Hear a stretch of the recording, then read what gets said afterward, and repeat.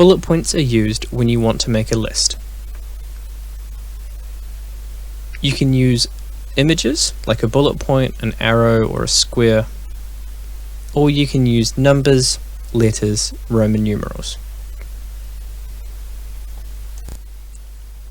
To set bullet points, highlight a selection of text that you want to be bullet pointed.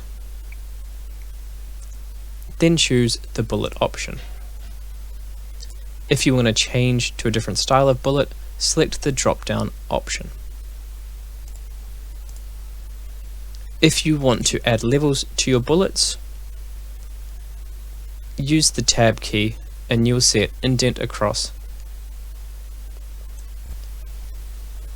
If you are asked to use numbered bullets, or Roman numerals, or letters, highlight the selection of text and then select the numbered bullet option. Alternatively, you can select the drop down and choose a different style or format. Just like bullet points, if you use the Tab key, you can increase the indent to make multi-leveled bullet points.